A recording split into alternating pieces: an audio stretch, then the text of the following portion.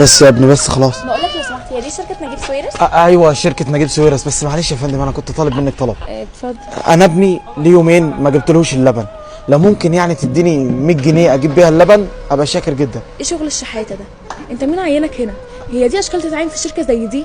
ما انا عشان ظروفي هم معينيني، وانا كنت محتاج منك 100 جنيه. انت بتشكيلي همك ليه؟ انا مالي بابنك، ما يموت اعمل له ايه يعني؟ انا اطلع فلوس من جيبي واديها لك ليه؟ اصرف عليك انت وابنك ليه؟ بتشتغل ليه؟ انت بتودي فلوسك فين؟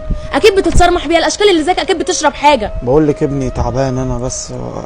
يا حبيبي الف سلامه عليه، اعمل له ايه يعني تعبان؟ انا اسفه لو انا بتدخل، بس انا سامعاكي بتزعقي له من على اول الشارع. انا مش فاهمه بجد انت بتتكلمي معاه كده ليه؟ وانت مالك؟ هو كان قريبك؟ لا هو مش قريب، انا مش عارفاه، وانا جايه اعمل انترفيو زيك بالظبط. بس الاسلوب اللي انت بتتكلمي معاه ده مش كويس خالص. وبعدين ده بيقولك الطفل جعان، المفروض ان انت تساعديه لو تقدري تساعديه. والله مش هتساعديه لو انت عايزه تساعديه فساعديه انت، وبعدين مش انت اللي هتعلميه يتكلم بأنهي اسلوب. تمام؟ انا مش قصدي. خلاص حقك عليا وانا غلطان. ما اكيد طبعا حقي عليك، انتوا الاثنين باين عليكم مجانين اصلا. الاشكال دي انا مش فاهمه هي بتتكلم كده ليه. عموما يعني انا مش عايزاك تزعل منها. لا انا مش زعلان، بس يعني ابني ما اكلش. طب قولي بس، هو اللبن ده بكام يعني؟ اللبن ده سعره 100 جنيه. 100 جنيه؟ بص انا ال 100 جنيه دي يعني بصراحه هي اخر 100 جنيه معايا، كنت هروح بيها بس مش مهم، انا هتصرف. روح هات له اللبن وان شاء الله هيكون كويس. ربنا يخليك والله تسلمي، مش عارفه اقول لك ايه بصراحه. انا اسفه بجد، مش قادره اعمل لك حاجه اكتر من كده. والله انا شاكر ليكي جدا بجد، انا مش هنسى. انا هخش بقى لحسن متاخره على الانترفيو. اتفضلي. ادعي لي. ربنا معاك يا رب ان شاء الله وتنجحي.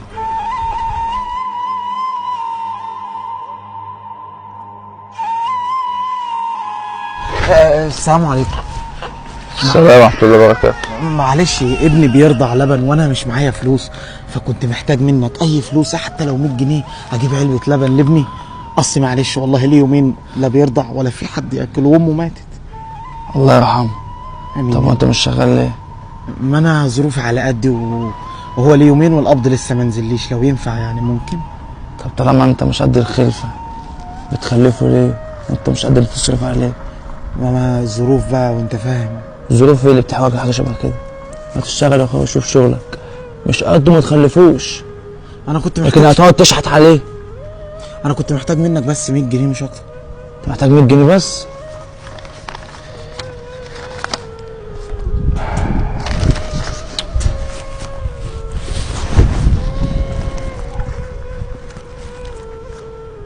تمشي معاك دول؟ ماشي. لا شوف شغلك يا حبيبي. ماشي.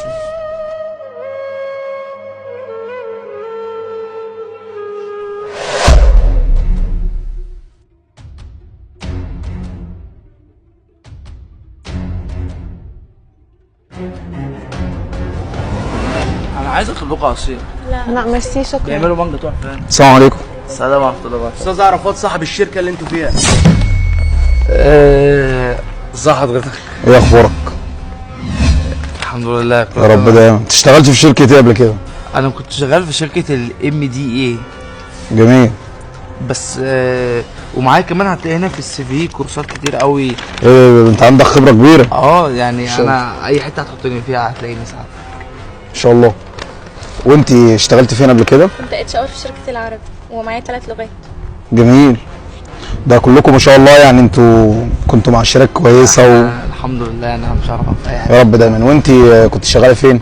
لا هو انا بصراحه ما اشتغلتش قبل كده، انا لسه متخرجه ومش معايا كورسات زيهم يعني، بس صدقني انا بتعلم بسرعه واي حته هتحطني فيها ان شاء الله هكون عند حسن ظنك. طيب. الاستاذ دوت بياخد خبرات عاليه وعايز ناس تعرف تبقى فاهمه الدراسات، لكن انت لسه انت لسه صغيره يعني. مش هتنفعي.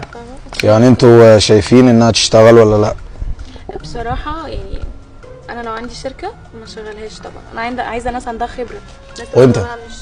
بصراحه انا مش هقدر اقارن، يعني انت القرار بتاعك في الاول وفي الاخر برضه. انا حبيت اسالك، لو معاك شركه تشغلها ولا لا؟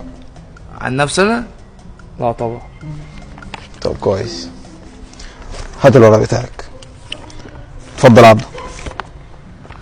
اتفضل. اتفضلي.